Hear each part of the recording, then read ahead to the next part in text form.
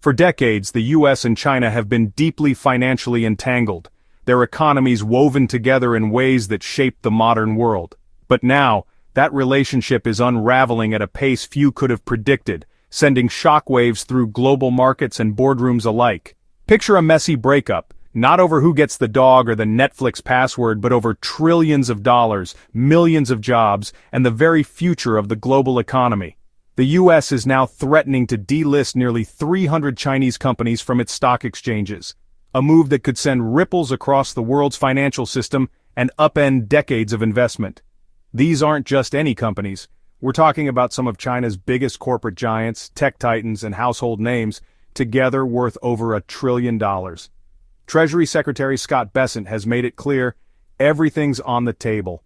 That's not just tough talk. It's a signal that the US is seriously considering actions that could reshape the global financial landscape. For years, the deal was simple.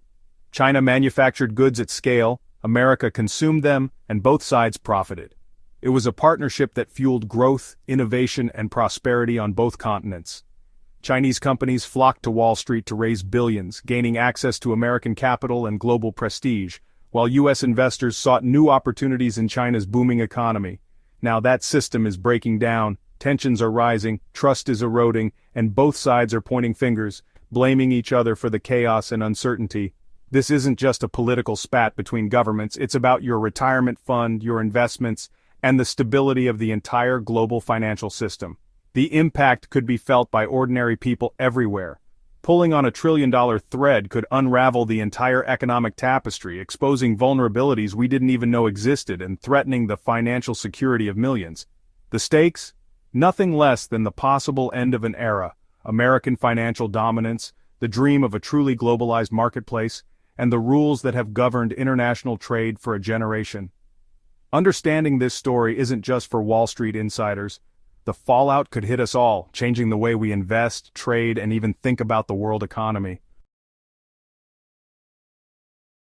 So how does the US plan to boot Chinese companies from Wall Street, and why is this such a big deal for global markets?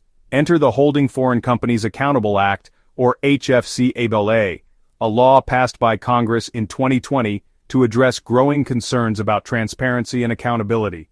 This law says foreign companies listed in the US must let American regulators inspect their audits, just like US companies do, or face the ultimate penalty, being kicked off the stock exchange. But China's refusal to comply, citing national security and concerns over sensitive data, has set the stage for a tense standoff between the world's two largest economies. If audits aren't inspected for 2 consecutive years, the SEC has the authority to delist the company, removing it from US stock markets entirely.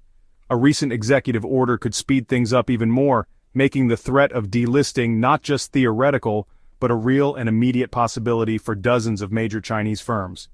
Goldman Sachs warns that a mass delisting could trigger $800 billion in forced selling, a financial fire sale that could send shockwaves through the markets. That means American investors, including retirement funds, pension plans, and everyday people saving for the future, could take a huge hit almost overnight.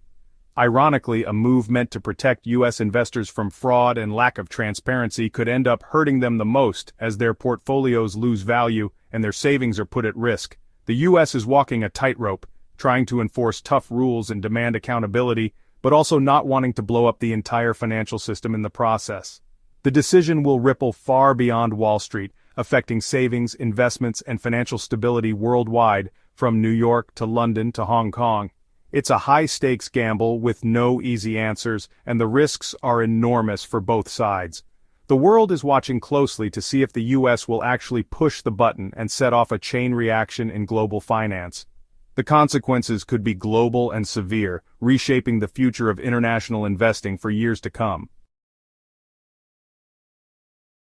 While the US threatens delistings and flexes its financial muscle on the world stage, over 100 countries are quietly plotting a dramatic shift, trying to break up with the dollar, the currency that has dominated global trade for generations.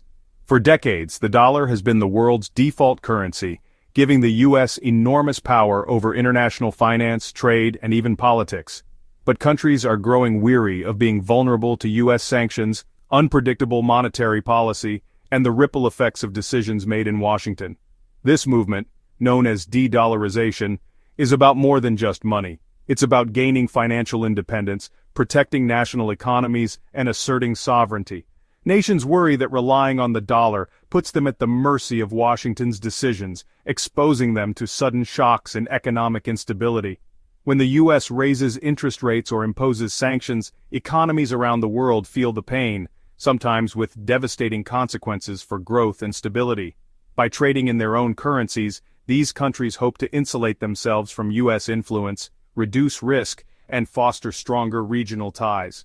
Major players like China and Russia are leading the charge, but smaller nations, eager to protect their economies, are joining in too, forming new alliances and trade partnerships. The BRICS bloc is even exploring a common currency for trade, aiming to create an alternative to the dollar's dominance in global markets. Bilateral deals and new payment systems are popping up everywhere, allowing countries to bypass the dollar and settle trade directly. It's not a sudden revolution, but a steady, determined erosion of dollar dominance. One deal, one policy, one partnership at a time. The global financial order is shifting, slowly but surely, as more nations seek to chart their own course. The dollar's reign is no longer guaranteed, and the world is watching to see what comes next. At the center of de-dollarization is China's big plan: make the yuan a global currency. Once just for travelers in China, the yuan is now being pushed as an alternative for trade, investment, and reserves. China's strategy? Get countries to use yuan for Belt and Road projects and energy deals, especially with Russia and Saudi Arabia. Every oil deal in yuan chips away at the dollar's dominance. China is building its own financial infrastructure: global banks, yuan clearing centers, and CIPs, its answer to SWIFT. The goal? A parallel, sanction-proof financial universe centered on Beijing. But the yuan isn't the dollar yet. China's markets are less open, and the government tightly controls the currency. Still, China is playing the long game, slowly laying the groundwork for a world where the yuan is a real alternative. The dollar remains king, but the yuan is no longer a lightweight. The global currency landscape is changing. The race for financial supremacy is on. You'd think Wall Street would double down in China amid all this tension, but the opposite is happening. Major U.S. financial giants are pulling back, downsizing their presence in China. Citigroup cut 3,500 tech jobs in Shanghai and Dalian. Fidelity and IBM made similar moves. Western banks reduced their China headcount by 13% in 2023 alone. Why? Slower Chinese growth, complex regulations, and fierce local competition. The dream of endless profits in China is fading. Global banks are cutting costs everywhere, but the dramatic cuts in China speak volumes. The gold rush is slowing, and some are packing their bags. Wall Street's relationship with China is no longer a story of endless expansion. It's a strategic retreat from a market that's proving tougher than expected. Ask big banks if they're leaving China, and you'll get a masterclass in corporate spin. They insist they're not leaving, just restructuring or optimizing. Citigroup, for example, is still pursuing new business licenses even as it cuts jobs.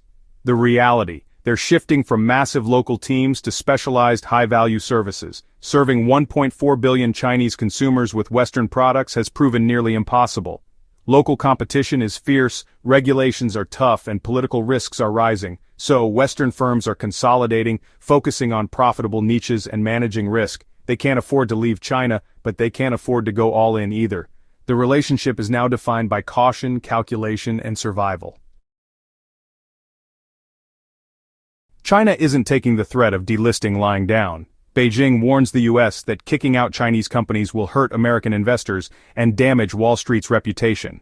China accuses the U.S. of hypocrisy, championing free markets, then changing the rules when it suits them.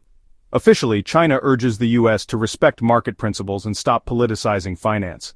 Behind the scenes, China is positioning itself as the defender of globalization, appealing to countries wary of U.S. overreach. China is also preparing for the worst, encouraging its companies to list in Hong Kong and Shanghai as a backup.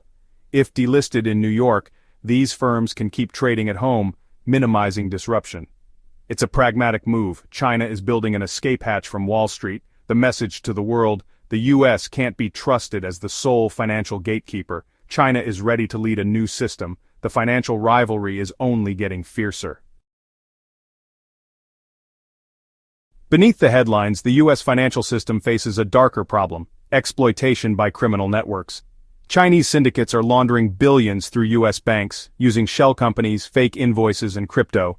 While regulators focus on listed companies, illicit cash flows through the cracks. Trade-based money laundering and crypto make tracking dirty money nearly impossible. Regulators play whack-a-mole, close one loophole, another opens. This flood of illicit money distorts markets and undermines trust in the system. It also complicates U.S.-China relations, fueling calls for tougher action.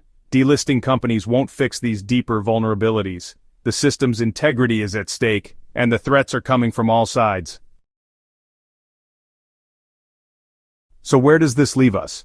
The era of U.S. financial supremacy is ending, and the future is uncertain. The U.S. is flexing its muscles, but every move risks backfiring, hurting its own investors and accelerating global shifts.